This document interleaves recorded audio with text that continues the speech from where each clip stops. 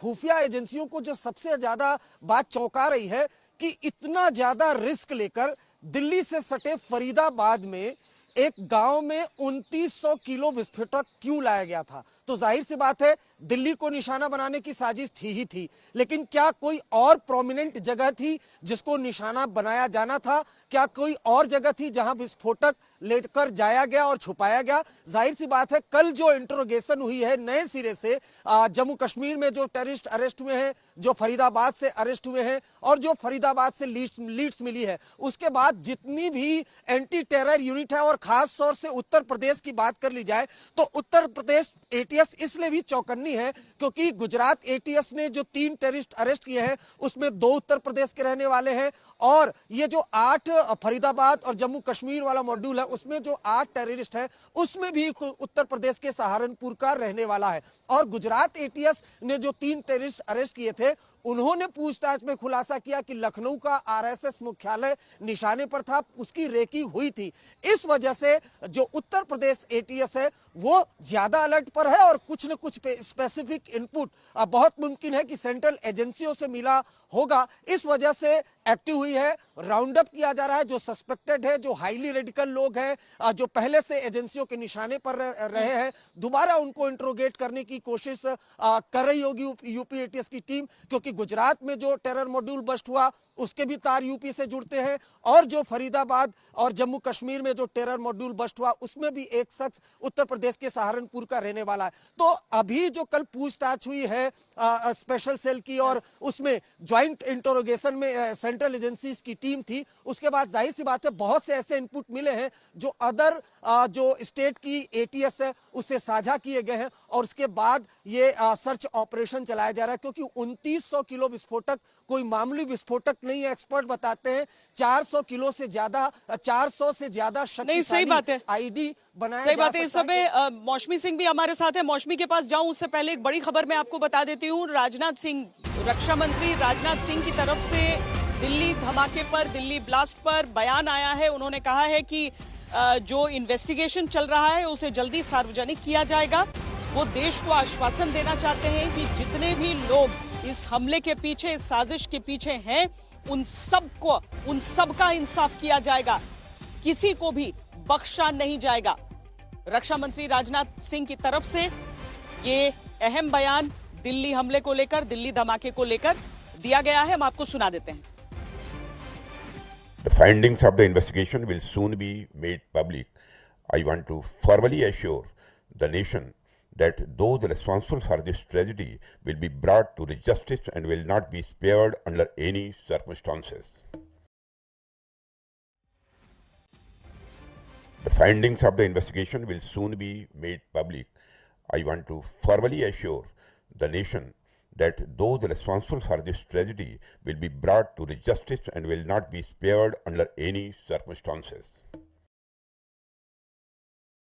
रक्षा मंत्री राजनाथ सिंह की बात आपने सुनी। जहां पर मैं खड़ी हूं यहीं पर धमाका हुआ था। ये लाल किले का इलाका है। यहां से बगल में लगता हुआ चांदनी चौक मार्केट है, लाजपत राय जो मार्केट है, वहां पर मेरी सहयोगी मौसमी सिंह इस समय मौजूद हैं। और मौसमी, जाहिर है कि बाजार में उस समय जितने भी लोग रहे होंगे, यहाँ जो लोग रहते हैं, उन सब ने उस भयावह मंजर को देखा होगा। बिल्कुल, आपको बता दें श्वेता कि हम पुरानी लाजपत राय मार्केट की इस गली में खड़े हैं जहाँ पे दुकान नंबर 1 से लेके तमाम दुकानें शुरू ही होती हैं और पीछे ऐसे हमारे आप देख सकते हैं ये ब्लास्ट साइट से महज 20 कदम की दूरी पर ये लाजपत राय मार्केट है। यहाँ की कोई ऐसी दुकानें नहीं है आगे की जहाँ पे सामान हिला ना हो या उसके धमाके का जो एहसास है वो महसूस हुआ ना हो। यहाँ पे पुलिस ने हालांकि कॉर्डन किया हुआ है। हिमांशु जो यहाँ पे दुकान में काम करते हैं उन्होंने ये पूरा मंजर अपनी आंखों से कल देखा। तमाम उनने वीडियो दिखाई जो उन्होंने बनाई थी। खुद रात को सो नहीं पाए। हिमांशु बोल रहे हैं जाहिर तौर पे ये बहुत सदमे की भी घड़ी है। तमाम लोगों की जानें गई हैं, कई घायल हुए हैं, कई लोग जो दुकान में काम करते थे या बाहर से आए थे। सोमवार शुक्र है, सोमवार के वक्त लाल किला भीतर से बंद होता है, ज्यादा पर्यटक नहीं थे। ये भी इन लोग ने जानकारी दी कि जितने पर्यटक होते हैं श्वेता अमूमन उस वक्त नहीं थे। लेकिन हिमांशु, आप बस ये बताएं कि आप तो यहीं पे काम करते हैं, उस वक्त जो आपने देखा देखा और आप सड़क पर भी गए जब ब्लास्ट हुआ, तो कैसा धमाका महसूस? ये 6:57 पे धमाका हुआ था। जैसे ही धमाका हुआ पूरी मार्केट हिल गई। जब जाके देखा तो पूरी मार्केट सब सील हो गई। तुरंत ही बंद करवा दी हम लोगों ने मार्केट ही। बाहर जाके देखा एक गाड़ी नहीं तीन गाड़ियों में एक साथ विस्फोट हुआ है। पहले इको में हुआ था, इको के बाद उसके पीछे स्कॉर्पियो थी, वो उसके अंदर हुआ था। उसके बाद वहाँ पे बाइकें खड़ी होती हैं पार्किंग में, कम से कम 100-150 बाइकें वो सारी जली हैं। और एक भटूरे वाला है वो भी मरा है, और पानी वाला है खस्ता कचौड़ी बेचता है उसमें भी विस्फोट हुआ है, वो भी मरा है। वहीं पे भी हुआ है। डेड बॉडी इतनी मिली है, मैंने आपको दिखाया भी है वीडियो में।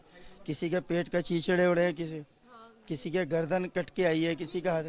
ज्यादा मतलब खास तौर से काफी भयावह वो दृश्य था। उसके बाद आप लोग ने क्या किया? बहुत भयावह मंजर यहाँ पर रहा और कल हम रात तो से ही हम जितने भी चश्मदीदों से बात कर रहे हैं वो सब के पास ऐसी ही उस खौफ की कहानियां हैं जो उस समय वो मंजर उनकी आंखों के सामने घटा। कुछ लोग ऐसे भी रहे जो आगे आकर जिन्होंने मदद करने की कोशिश की, जो लोग परिवारों के साथ थे वो जल्दी से जल्दी इस पूरे हिस्से से दूर हो जाना चाहते थे क्योंकि एक धमाका हुआ था और उसके बाद सबके मन में डर था। जितेंद्र, बैठक को लेकर क्या अपडेट है?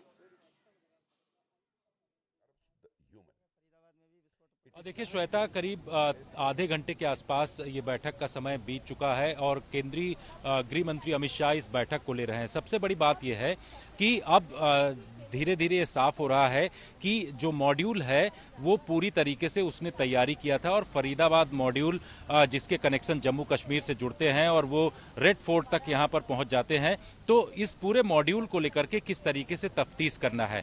सभी एजेंसियों के जो सीनियर ऑफिसर्स हैं यानी डीजी जो हैं एजेंसियों के, वो यहाँ पर मीटिंग में मौजूद हैं। एनआईए डीजी, एनएसजी डीजी और इसके साथ साथ दिल्ली पुलिस कमिश्नर। ये सूत्र ये बताते हैं कि अब ये तय किया जा रहा है कि ये जो पूरा फरीदाबाद मॉड्यूल है और इसके साथ साथ जो रेड फोर्ट के आगे ब्लास्ट हुआ है कार में, उसकी जांच को एनआईए को पूरी तरीके से सौंपा जाए, क्योंकि एनआईए टेरर रिलेटेड केसेस को पूरी तरीके से छानबीन करती है और इसको लेकर के बाकायदे 1 से 2 दिन में नोटिफिकेशन भी गृह मंत्रालय का जारी हो सकता है और उसके बाद इस दोनों केस को जो है एनआईए को दे दिया जाएगा। और इसके जो तार जुड़ रहे हैं अलग अलग राज्यों से, जिसमें से जम्मू कश्मीर का है, उत्तर प्रदेश का है, इसके साथ साथ हरियाणा, फरीदाबाद का, तो इन सभी राज्यों से जो इनपुट्स आ रहे हैं